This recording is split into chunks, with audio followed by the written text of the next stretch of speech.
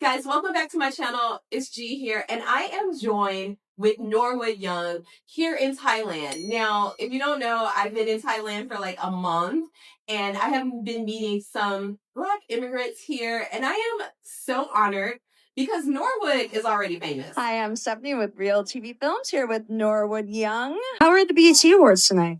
BET Awards tonight were fantastic. Every time you walk by, just like me, belong to me. The world seeing me in my element and happy for the first time in many, many years is amazing. I feel like I'm on cloud nine. And I have not had anyone as well known as Norwood join me to have a chat. So I'm really thankful. Yeah, so let me introduce him because I have to introduce someone like this. He is a Grammy nominated artist who I had the pleasure of hearing sing, and he was like, we had dinner because we have a mutual friend. Yeah. And so he was like, you can Google me. And I was like, okay, sir. You only say that because that sounds really fucked up. I only said that because I don't like talking about myself. I understand. So I was like, you can Google me or YouTube me and find out because I don't like to. I understand that you're shy, a little Clarify. shy. No, I know you're a little shy. But when he said it, I was kind of like, okay. But I didn't Google him until I heard him say. You're gonna miss, you're gonna miss. You're gonna miss my love. You're gonna miss, you're gonna miss. You're gonna miss my love. You're gonna miss my, you're gonna miss my love. Okay. I was really blown away by your voice, by your talent, by your skill. And then when I Googled you, I realized you had a story. You know what I mean? You had a story. And one of the things when we were having our conversation that stood out to me was you were like, follow your happiness. Yep. By all means. And when I looked through your story, that's the first thing I was like, thought it was like he was, following your happiness, and you had some struggles. You've been on some reality TV shows for like having the nose job that didn't go well and almost lost repairing the nose job. Repairing the nose job. Botched is the show. Yes. And I was to repair the botched nose job. Right. Because you almost lost your ability to sing. Yeah. Well, I didn't lose my ability. It wasn't about losing my ability to sing. It was not being happy singing anymore because of the difficulty of breathing because of the botched nose job prior. Okay. Right. Okay. Because I saw, you had the collapse thing. Yeah. And I figured the breathing difficulty was like what. And ironically, since I've had this surgery, I guess 5 or 6 years ago to fix the botched nose, it's freaking gotten smaller and I got to get it bigger. And I'm like, okay, it is what it is. At this point, it is what it is. Right. Yeah. But you can sing. The boy can sing. Yeah, I'm good. On that front, I'm good. I'm good. So tell me a little bit about your transition of leaving the States, coming here. There was a lot of backlash after you went on TV and you showed like what happened to you, and people were not kind. Was that related to you wanting to leave the United States, and how was that affecting your happiness? Not at all. That actually played no part in it, only because I've been doing this for a very long time. So there was backlash because Bosch was such a huge show, which means it reached different audiences. However, there were horrible things said from, oh my God, for at least 6 years since social media became a thing. Yeah. I became way more visible, so people started noticing changes. And then when blogs became a thing, people just go in. Right. So when Box came about, they were already on it. It was, already going in. And then the Box thing and some other high profile things that I did people started saying stuff. It was just completely ugly. But to answer your question, that played no part because of what I do. It comes with the territory. Okay. So your skin has to be relatively thick. Now, every once in a while, my skin will thin out, and I'll get petty with them, and I'll clap back a little bit. I'm not mad at that. I'll clap back a little bit, but for the most part, I have to remember who I am, you know, and not give any attention to people who are attention seeking, Right. or feel as though they have the right to just say any freaking thing. So when you think that you have the right to just say anything, right, that means that you lack a lot. You lack a lot of self-esteem. You lack diplomacy. You lack intelligence. If you think that you have that right to say something like that say those things about people, you lack. So why would I put myself in a position to interact with somebody who lacks? Right. So so that says a lot about me. So when I want to snap back, I'm like, you dancing with the right. They're bringing you to their side. You dancing with the basic commoners and the folks that are dumb. Why are you doing that? Yeah. And when I say commoners, I mean people with no common sense. Yeah. You know what I mean? So so I have to pull myself back and say, nope.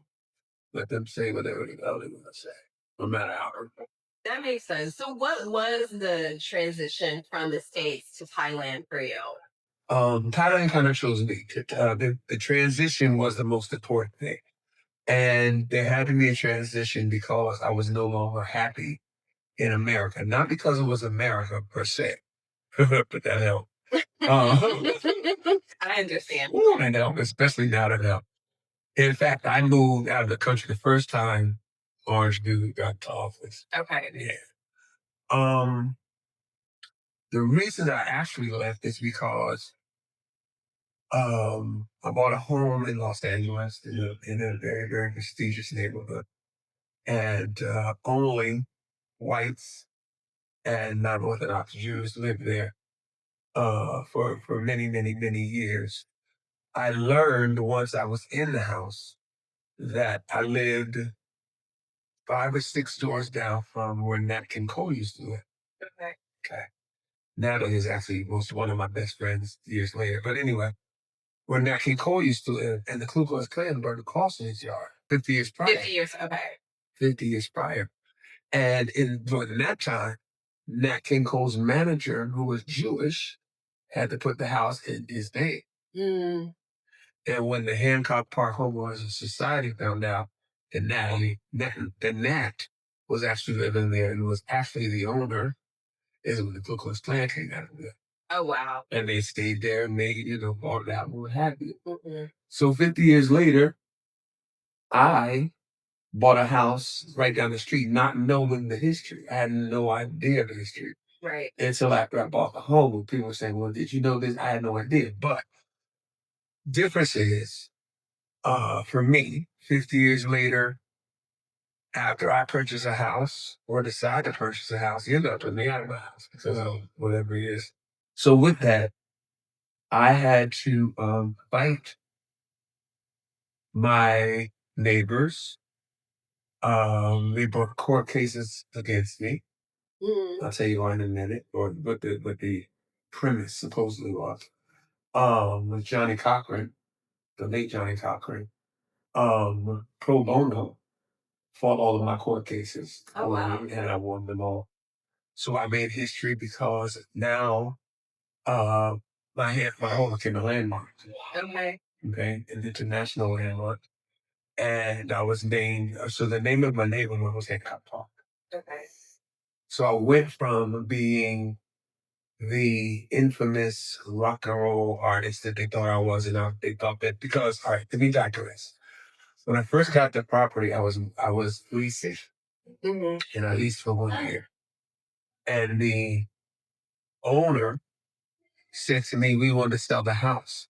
Would you be interested in buying it if we were to use all of your monthly rent toward the purchase? So actually, I was given the option to buy from basically renting, or leasing, but still renting. So I was paying, I don't know, $35,000 a month. Multiply that by 12. I say, hey, that's a nice little nut to put them to go to them to so in essence decided to buy the house. And prior to me buying it, I was not able to change anything on the outside of the house. Right. And I could only do the interior. The outside of the house, I didn't really like as a homeowner. Right. So you started doing magic outside of the house. So here's the deal. The trees they're called juniper trees. And the juniper trees are at least 25 feet high. And they're shaped like sickles. And they line the house in front of the house. You could see that. So you can see the house. And the house wasn't gated or anything like that. And at the end of the day, black man, I don't believe in not gay shit. You're not just walking up on them. So anyway, when I bought the home, first thing I realized was that I had some trespassers. I had some squatters on this is a huge property on the side, and this, that, and the other side. So we need some, I think I need some gates. And then one night I was coming home and two gentlemen, using that term very nicely, ran from behind my bushes. So I don't know if they were casing the house. They had a Bentley in the driveway. Right. So I don't know if they were casing the house or whatever. So immediately I called the landscapers the next day. That's every tree removed. And it was like something like 30 trees. At every tree removed. So now, to me, it looked like a barren desert. It was ugly as hell. So I said, what should I do here? So I put up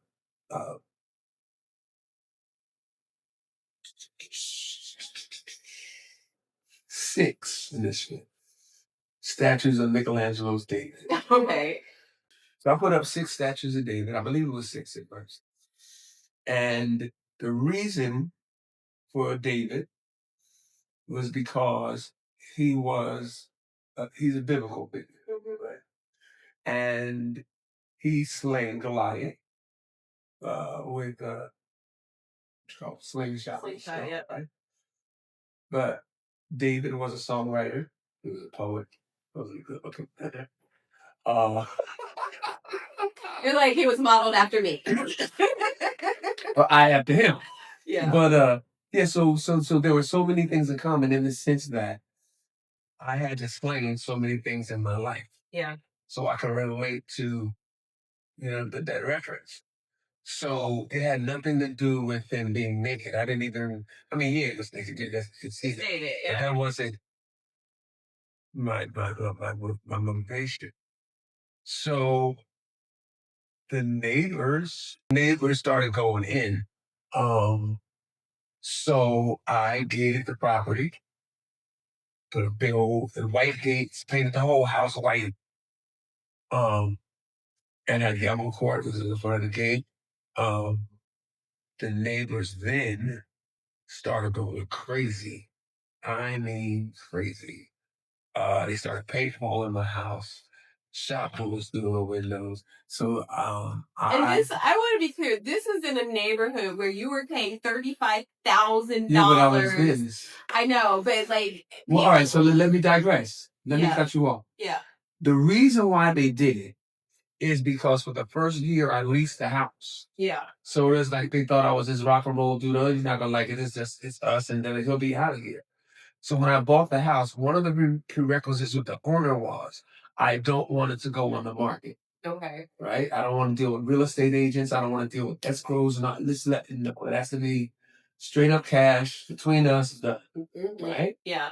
So everything was fine. But the minute I put the statues up and cut down the trees, they said, "Oh my God, that must have bought the house." Right. How did he do that without us knowing? Because the Hancock Park Homeowners Association because it's so affluent. Is on top of everything the same way they on that can cope and be inspired. Right. So that neighborhood is old money. So they're like, here we go again. So this time they were furious because I owned it. How did this happen? It's not so. And y'all can burn as many crosses as you want. You knock yourself out. I'm not going anywhere. Right. You see? So, needless to say, there are other complaints in the court documents. I was bringing down the value of the house, and I was violating regulations because of the gates. You gotta know that I'm not dumb. So I already know what the regulations are before I spend all the money doing what I needed to do. So that made them even more furious. So they did everything they could do. Simultaneously, I'm having very, very elaborate multi annual parties. Crazy. You gotta look. Crazy parties. So much so that now the neighbors want the invites to my. Oh, you want to come over? You want to? And some of them invited me to dinner. You think I'm going to your house so you can try? No, man.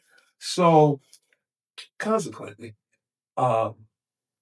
because of the fact that my house was so unique, because now it's an all white house, it's gated, statues of David, unlike anything else in the neighborhood, but just solely for my level of comfort and my taste level, whether you agree with it or not, it is what it is. Right? So it ended up becoming a tourist attraction. Literally. Like I went out one morning to go to the mailbox, and there was this tour bus out there, and the people were off the bus taking pictures. You became one of the Hollywood tour houses. Yeah. So I'm in my bathrobe, and I'm like, well, wait a minute. So I called my attorney and I said, listen, what do I need to do to stop this? They said, there's absolutely nothing you can do, but you can make money off of it. You need to register and trademark your house.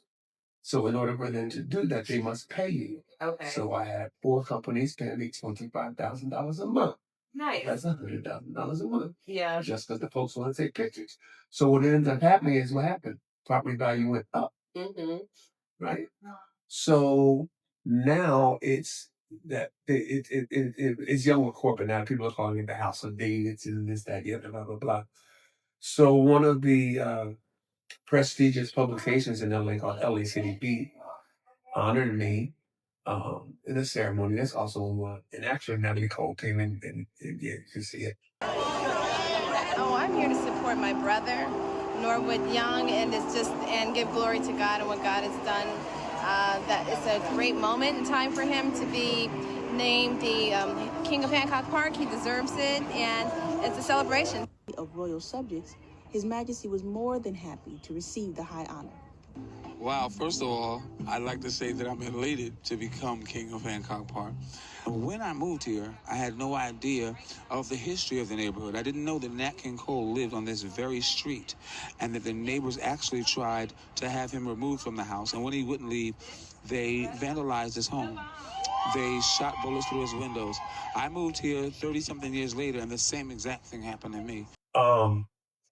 Dean me the King of Hancock Park because, on a serious level, because I fought with Johnny Cochran, of course, every racial barrier that was brought against me and knocked it out. So now there are people that said that they changed. Right. And a lot of it is due to me and my fight.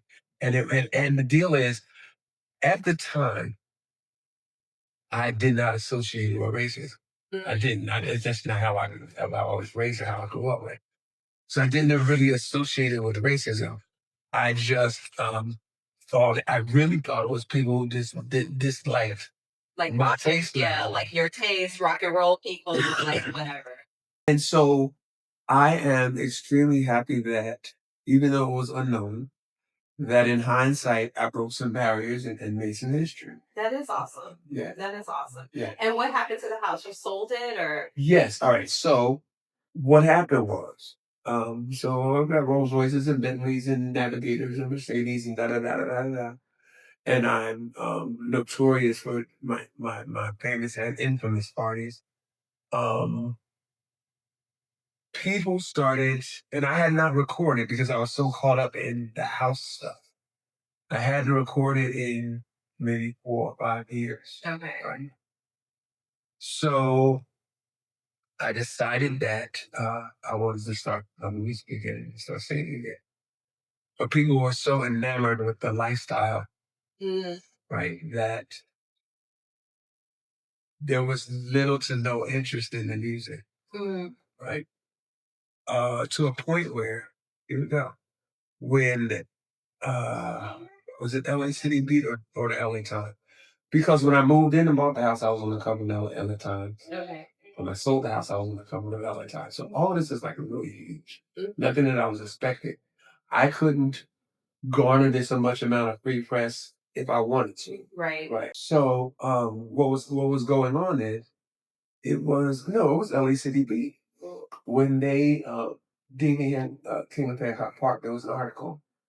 And me being a businessman as well, I said I would parlay this with the new release of new music. Right. Makes sense. Yeah, and boom. So I was excited about it because it was a historical moment on one level, and then me coming out with new music after a long period of time is another level. So this is fantastic.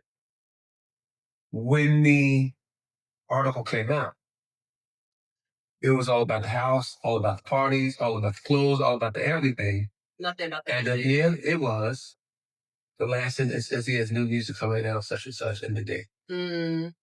That's it. And that crushed me.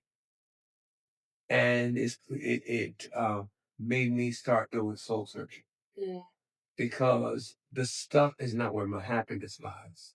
Although, unfortunately, I got caught up in the house and the stuff. And more so than the stuff, it started out with maybe a slight ego thing. How you gonna tell me what the hell to do with my life and my property? And then it evolved into the protesting and this, that, and the other, coupled with the stuff. Right. That's what I became synonymous with. That's what I became branded with. So my brand from being a musician went to being a socialite. So being a socialite was never. They're not your thing. No, because you're kind of an introvert. Oh, I am an introvert. Okay. I'm an extroverted introverted. Yeah, I understand. You know what I mean? Extrovert because I have to be when I'm out and I want it. But this is much. I like to be home and just chill. Yeah. You know what I mean? Yeah. Every day. So, because I work. When people ask me to go to nightclubs, let's go out. That's what I do for a living. Why the hell? That's like me asking somebody to go to the office for extra hours. Right. Asking me to go parent some more children. Right. Like, I don't have my kids. I'm not parenting anybody else's. If there's like a dining experience, or for instance, if even like when I go home and I'm going to go in a bed for a minute, 2 weeks, a minute. I'll go out to a club or something, but an hour's max. That's it. I can't do the phony thing. I don't like small talk. And I listen, and this may seem mean. When people say hello, and I say hello, I never say how are you, because I don't care. I don't care. I don't want to know. I don't care. I don't want to start that conversation. I don't want. I will acknowledge your presence, and it's gonna stop there. And I'll say it very kindly, because now if the vibe is right and the energy's right, then it will happen naturally. Yeah. Organically. Because I feel like our vibe when we started. Oh, effortless. We stuff. Yeah. So what happened was I became synonymous with the stuff. Yeah. And after a year or two after that came out, maybe 2 years, I realized I wasn't happy. And I realized why. It's because I was not living in my truth of where my happiness lied. And that is in singing, entertaining, writing, and being recognized for that hit. And recognized for that presentation. Not the next party I can throw. Right. Or the next shopping spree I can have, or the next car I can buy. You see what I'm saying? Yeah. So when I realized that, me and God and me and the universe and me and the spirit guys, we had that conversation. How do I tap into that? How do I? Because listen, if I'm on the cover of LA Times and I'm in the LA City Beat, this, that, and the other, if that's not going to do it, then it's not going to happen. Right. Or if it's going to happen, then it's going to happen years and years and years and years. I mean, it's the appreciation factor and the value factor. And I tell people all the time, there's a difference between appreciation and value. Yeah. Value, I can put in the bank. Appreciation, I can't. Mm-hmm. So I'm glad that y'all appreciate me for my stuff, but I ain't even put no value in my life. That's not paying my bills. That's not no. I completely get that. Right? What does it take to be appreciated and valued and happy first? Mm-hmm. So I was told that if I wanted to be appreciated and valued and happy, I had to get rid of all that stuff. I had to leave that behind. And because I was nationally known, especially since the reality shows and this and that and the other, now that I'm known, the only way to do that is to put myself somewhere where I'm not. Right? Right. So I said, okay, I got to read. Because you don't have to live through that filter of what everybody, just go someplace. No. So when I ended up here, even now, well, now it's changing because, now it's changing again because, interviews like this with you. Unless people Google me, they have no idea. Right. Even when I'm performing or whatever, I'm not talking about a record or whatever. I never heard my journey, nothing. They don't know about Bosch. They don't know about the other reality shows I've done. They know nothing. Okay. They know nothing about the house. They know nothing. So there's the appreciation. There's the appreciation for what I love to do. And then you get the value to end. I get the value because I ask for what I want and I get my money and I put it in the bank. Yeah. And you're doing and I think that's one thing, is you're doing something unique for here. There's nobody here with your voice, right? There's nobody here who will command an audience in the way that you do. Okay. From what I can see, you know what I mean? And I've gone around these months seeing some people perform and everything. But I told you, I was blown away. I was like, when I said that, I was like, oh, goddamn, this is what he's saying. I was like, that's saying.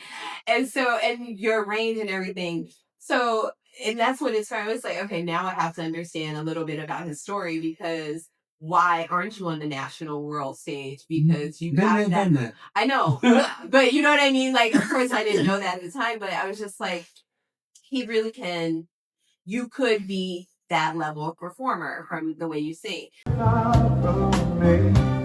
want to be in my arms again. And you come to me on a summer's breeze. Keep me warm in your love, and you softly lay. That it's me you need to show. How deep is your love? Is your love? How deep is your love? I really need to love. 'Cause we've been wonderful, breaking us down when we all let us be. We belong to you and me. Yeah. See, I believe in you. You know the door to my very soul. You're the light in my deepest, darkest hour. You're my savior when I fall. And you made. So tell me a little bit about, since you transitioned here, your experience with Black Americans, building community with Black Americans. Is that? Well, I basically want to be around everyone. I don't, because again, I've been traveling the world since 16. So I've never been in one particular community. Right. What I found out here, unfortunately, is that the Black communities that come here bring the baggage here. Yeah. If you are coming to a new country or a new start. So I've never been a part of a community.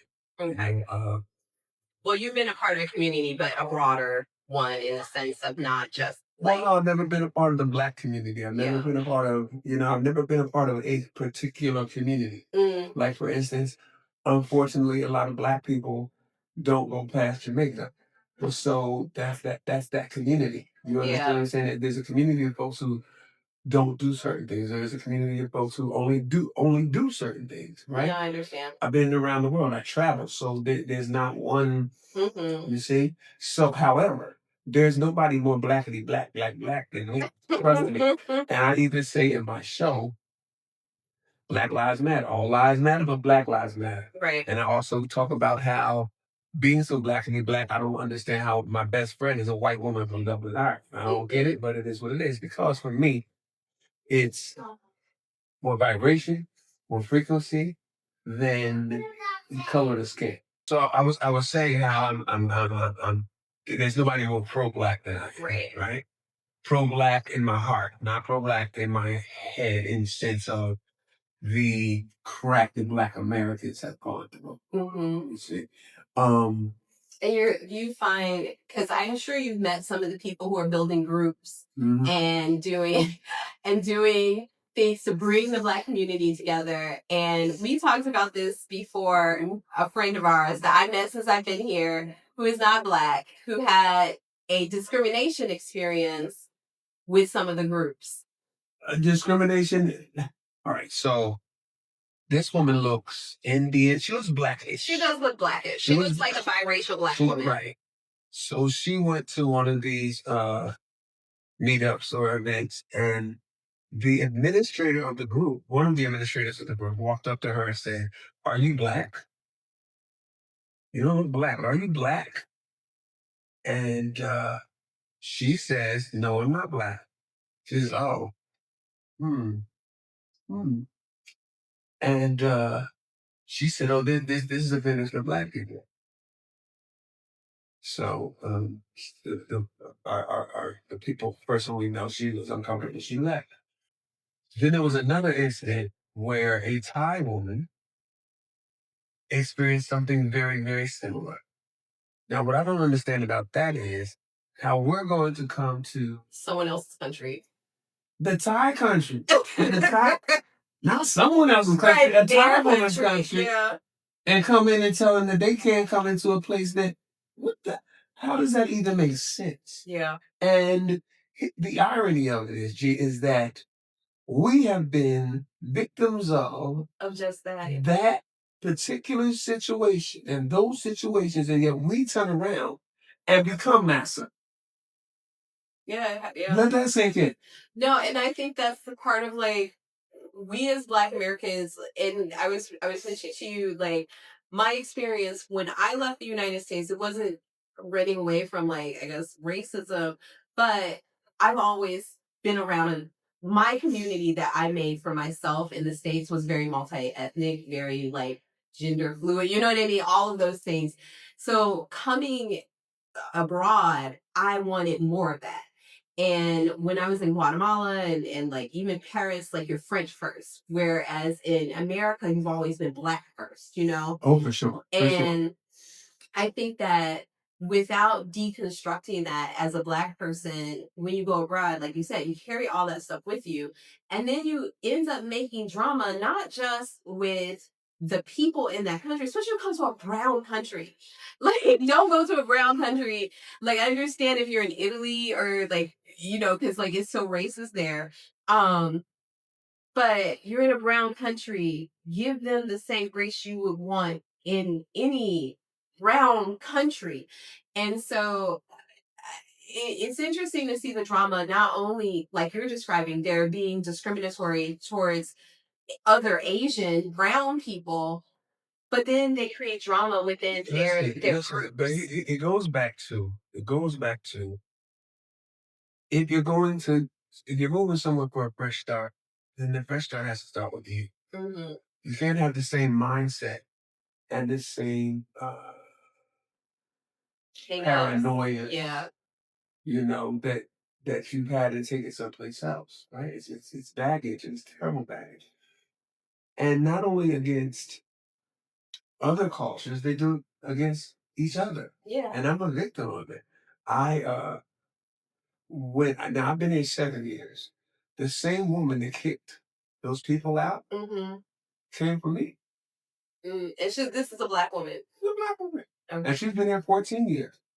Do you know how large Bangkok is? Oh, it's huge. Do you know that there's room for a Everybody? bunch of them? Yeah, it's a room for a lot of So people here. you feel as though you're the only person that should have, and I'm trying to be diplomatic in my words.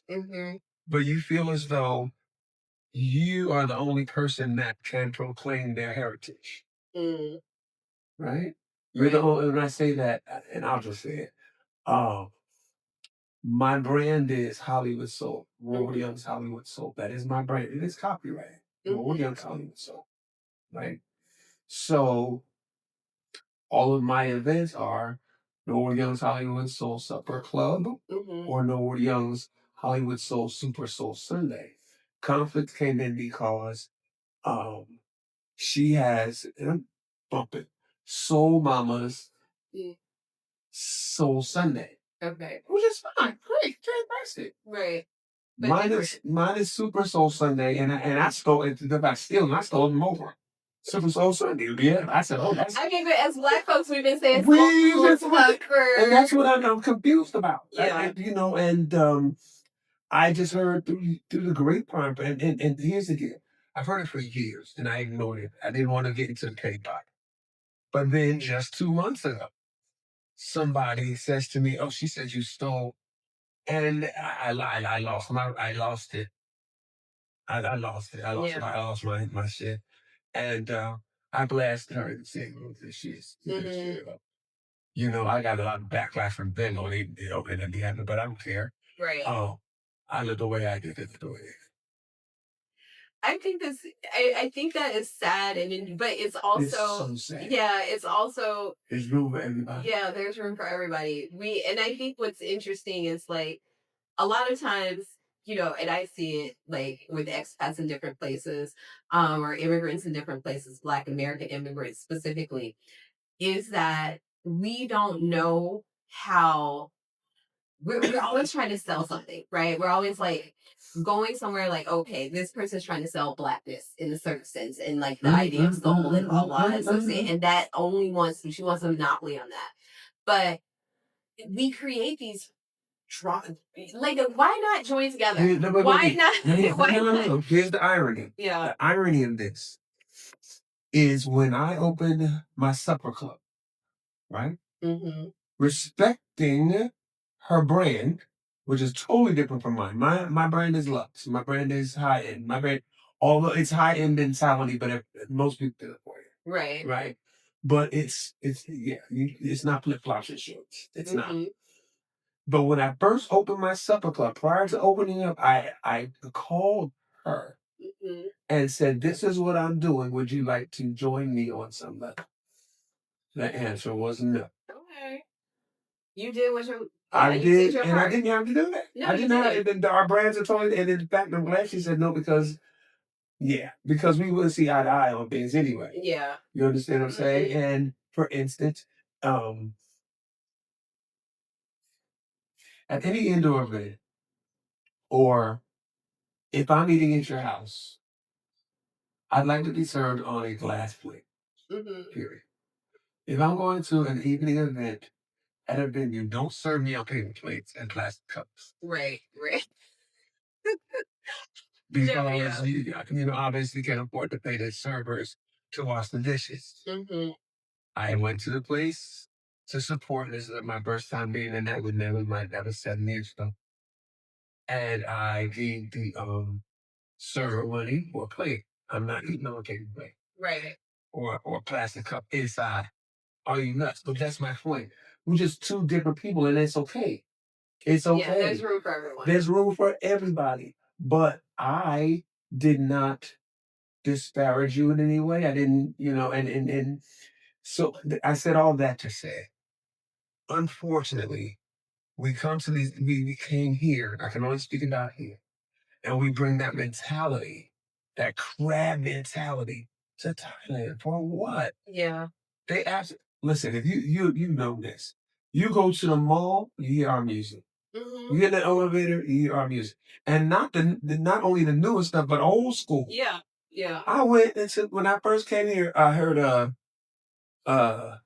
you know how to love me on the side of it. I said, what the hell? She's not even mainstream. Her music wasn't mainstream pop in America, Right. and that's the stuff that they playing here. I said, okay, this is my I can capitalize on this. Right. The music this is my world. Yeah. So you know we didn't say how Thailand chose you. You said Thailand chose you. You left the United States after basically realizing you weren't happy there. You wanted to do your thing. Right. Coming here, how did Thailand treat you? Okay, so I was in China, right? I'm trying to think where I was exactly. I was in China, and a friend of mine, Danielle Renee, amazing singer, was working at this particular club. She had a contract there, and I was coming right behind her. She and I worked together and were great friends. In fact, she got me the gig. And I said, we need some content together, on the show together, and so we can. So the idea was to take content as as Danielle and Norwood or whatever songs together or whatever, and then sell it to the club. So she was staying in the club service departments. And I said, well, okay, since I'm coming there to gig right after you anyway, I'm going to come in 2 weeks earlier, stay with you at the service department, come on one of your gigs or two of your gigs, we'll do some stuff together, we can film it. Okay. And that's how that was. So I said, okay, so I went in, whatever. And I said to her when we were there, I said, I'm not going back to America. I said, well, I'm going to go back for my lease to be up and then I'm out. So she says, well, I don't want to go back to America either. I said, well, let's go to Hancock. I love. But Hong Kong is madly expensive. Yeah. Like, madly expensive. And that I didn't realize until I got the real estate agent, blah, blah, blah, involved. And decide, for 100 square, I think it was something like 1,000 per square meter or something. It was ridiculous. So the deal is this: when in America or anywhere, period, when I lived in Los Angeles, for instance, whenever I go work, my fee is paid, my transportation is paid, my food is paid, my cleaning of costumes is paid, everything is paid. So I'd be like the old black folks who come up with my money in the mattress. I ain't even pay. It's good. I'm just making money. Right. So, and then I pay my rent at home. So when I decided, or I thought we were going to go to Hong Kong wanted to eat up every dime. And so wherever else we went to work, we'd still be paying that huge amount. In Hong Kong, I said, well, Hong Kong ain't gonna work, but we got to figure something else out. So she says, so we go back and forth to different places, different countries, whatever. She says, no, have you ever been to Thailand? I said, no, I've never been to Thailand. She says, it's really hot. Now, I hate heat. I don't even know how I'm doing this and how I'm doing this because it's hot. Excuse me. I don't know how I've done this for 7 years because it's hot. Yeah. It's hot. Yeah. So she said, no, it's hot. I'm like, oh, shoot, I don't think I can do it. So then I said to her, okay, so I just went on. I'm reliving this as I'm telling you. All right. So she says, try Thailand. She says, what got me is when she says, there's no other Norwood Youngs in Thailand. In my brain, this ain't no more Norwood Youngs in the world. You know what I'm talking about? Now you talking about? You got me confused. No, but what she was saying was, there are no other black male singers here. Okay, yeah.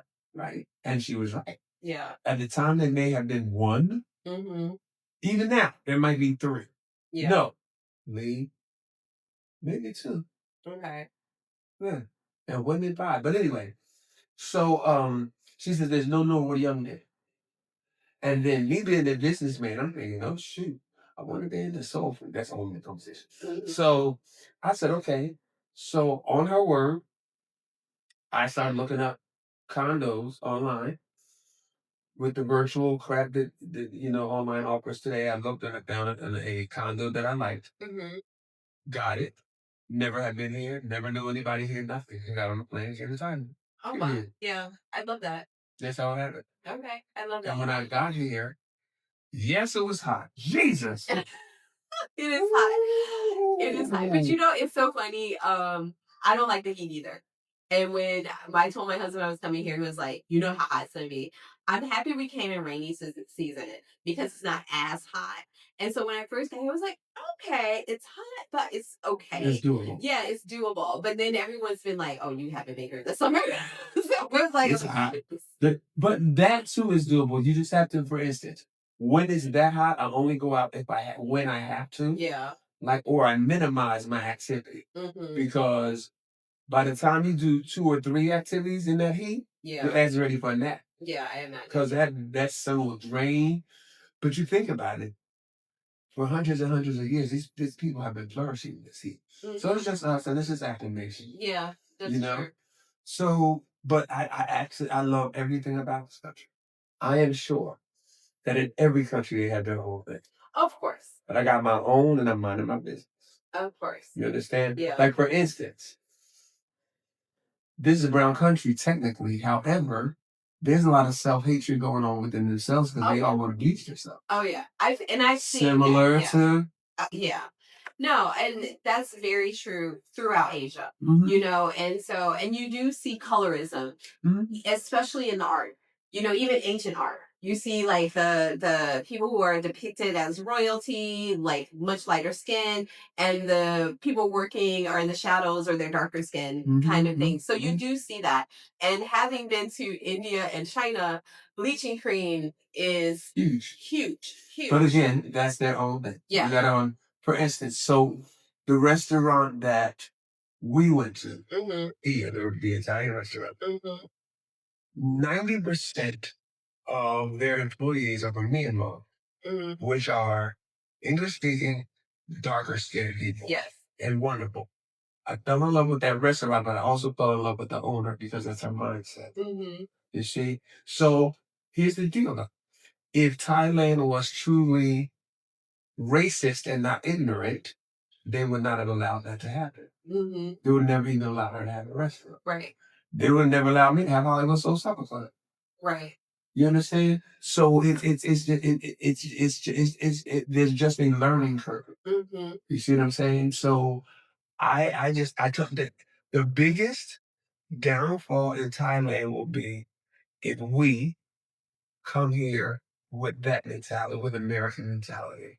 And I think that one of the things Black Americans, whether you leave the United States or go abroad, if you do not deconstruct what America has done to Black folks, you just take that shit everywhere. It's going to be heavy everywhere you go, and you will never have peace and rest.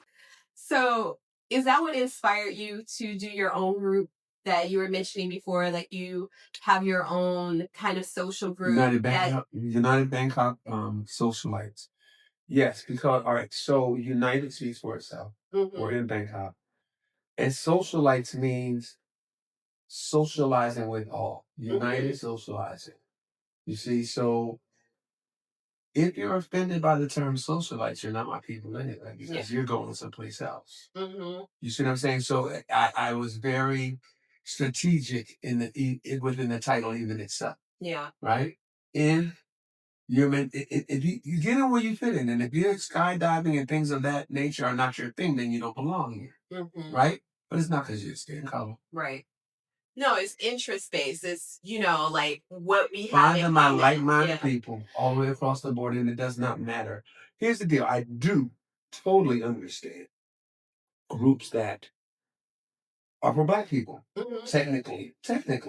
But if someone wants to, if I'm Thai, and I know I'm getting ready to walk into an all-Black event, that's because I want to know more about your culture. Right. I want you to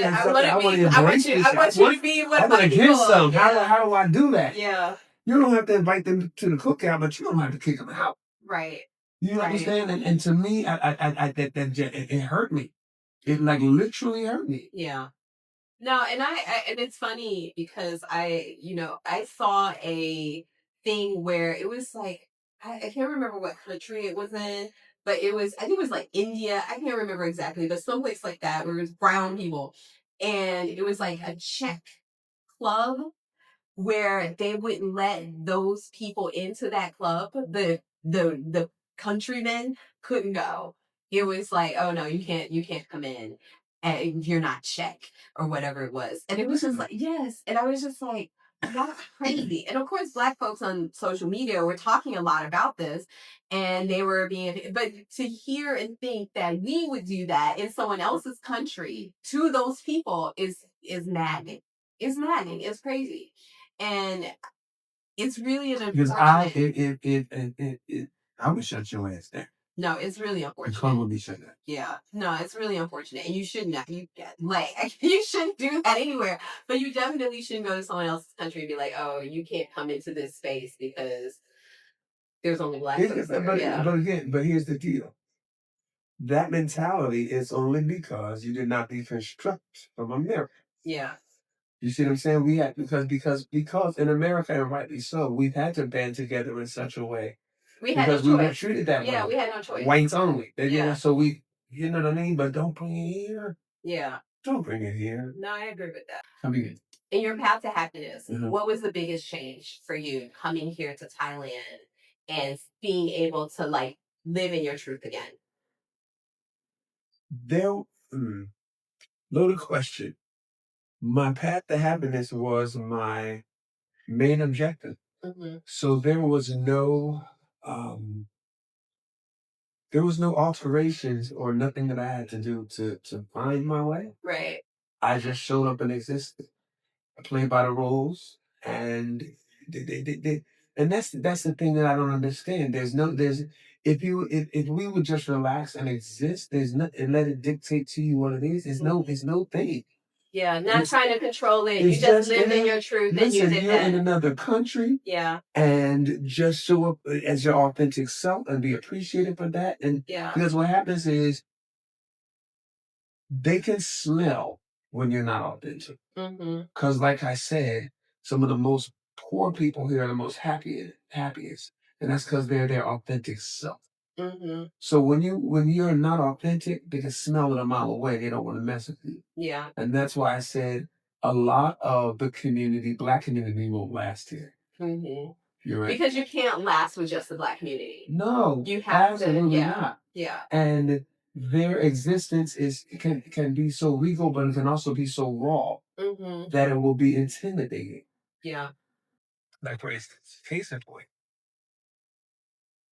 in my career, I only played certain types of things in certain types of areas and what have you. Never jungle, but certain types of things, Mm-hmm. right? When I came here, my supper club was high end. My other residencies are of that ilk, except my Friday night residence. The owner of this place had a band that fell out. Mm. Couldn't do it. And he says, no, we're not staging for 2 weeks. Now, he is royalty. His grandfather was the Prince of Laos, and those are the people that I fuck with. Right. Right, along with everybody. But vibes connect vibes, and that it is what it is. So he knew he could call me because I'm that dude. Nora, please help me. I said, man, it was a burger joint. You came. That's I was going to say. You This is where we came. came. Yeah. So First of all, said, the burgers were delicious. oh my God. Yeah. The vegan burgers are crazy. So he said, no, please, I just need you to be a friend and pull me out this bond for 2 weeks. 9 months later, I'm still in that motherfucker. Excuse me. Yeah. It is so much fun. Yeah. It is so rewarding. You were there. Yeah. No, it was great. And it's so I said that to say everybody can get in where they fit and just be who you are, because there are elements of me who are burger joint, not mentality, just chill. I'm still cute. I'm like, still when we playing space. Oh, when I pick Now tell people. Oh Lord. Tell people. Do I have to embarrass my Tell son? people how many Okay, times yes, did you he won. renege? How many times did you renege? I didn't renege. My Okay, he son- reneged. Yeah. Twice. Yeah, he fucked up twice. Except 3 times in the Yeah. game. Listen. I'm not playing. I don't know how much of my family watched this, but if they saw my son play cards, I would be in trouble because I can't. If anybody is watching this that comes to Thailand, I'm talking all this crap, but hit me up. Please hit me up if you play spades for real. No, yes. Come on. My son, he doesn't play spades for real. You saw how bad I was. And actually, no, he wasn't that bad. I don't think he took his time to think. Yeah, maybe that's what it was. Yeah. He wasn't paying attention, and he wasn't because he would catch it later, but After he the made fact. a mistake. Nah. And I'm ruthless. If that card is the board, if that card is the board, oh no. But you were kind to him. You were kind to him because I was mad. You was like, Lord, let me help this child. Yeah. I had to give him a grace. Yeah, I know. So he was actually very kind because my son, he was like, I can play, and then he started, well, after the fact. Yeah, and I was just like, because I was like, listen, my great aunt started teaching me big whist when I was like 8 or 9 years old, and would cuss me clean the plug out if I did any of this stuff at 10. She would be like, you don't know how to play. You cannot sit at this table. Can I tell you something? I will talk about your mama. Yeah. Dead or alive. Yeah, I don't. It don't matter. Yes. Dead or alive. Yes. I mean, I was talking about my child's mama because I was like, what did I do wrong? Listen. And the worst thing to tell a real spades player, it's only a game. I know. Kiss my man. No, I'm getting pissed off thinking about it. Don't tell me it's only a game. Why the hell you sitting here playing? We ain't here to play games. We here to play spades. I know. It's so true. Yeah, but going back to what I was saying, it's the reality of it is here. It can be exactly what you make it, on whatever level that is, and there's no reason for dissension. There's no reason to have a crab in the barrel mentality, especially for us. Yeah. When they are so enamored with us, and they don't but 5 of us here. How much money we can make? So much money, and we can do so if our minds are right and our focus is right. Yeah. Oh, please, man. No, it's so true. I love it. Yes, this is home. This is home. Good. Yeah. Well, I want to say thank you. Yes. Again for taking this time. I know how much you got going on. I know just in general, like your time is precious. So I really appreciate it. I think all of our time is precious. We can't ever get it back. So I enjoy. So can I ask you a personal question? Are you hating on me right now? No. Because you don't want me to tell people how to get in contact with me, or so listen, you can find me on Instagram at Just Norwood. On Instagram, find me at Just Norwood. On Facebook, Norwood Young. On TikTok, Norwood Young. Snapchat, Norwood Young. MySpace. But listen, hit me up just to chat. Yeah. Listen, I am an introvert. However, I love communicating with people. So if you want to know something about Thailand, something about me, Google, YouTube, or hit me up on any of those platforms. That is where you can find Norwood. And I will say that it is a joy to talk to him. He is funny. He posts some, like, I follow him on Instagram now. I gotta find you on TikTok. I gotta find you on TikTok. Yes. But I enjoy just meeting you, honestly. Likewise. Likewise. And I feel like when I come back, I will be hitting you up. Oh, for sure. And for sure. Definitely his performances, like all those things, completely amazing. And I'm happy I got to share that. So, guys, if you have not already, subscribe to my channel. And thank you again. What's the name of your channel? The name of my channel is Notes from the Margins. Notes from the Margins. I agreed to do an interview, and I had no idea what Notes from the Margins. Where did that name come from? Basically, because I make social commentary about things, and I like to think that I look at things from a different perspective, and it's not like the main notes. It's things you write on the side where you're like, oh, like the things that I hope make people think about other things. I talk a lot about deconstructing some of the stuff that we as Black people have programmed, and trying to get people to evolve. Nice. So that's what I hope people understand from my Notes content. from the Margins. I love it. Yeah. I love it. So thank you again. I really appreciate it. Me too.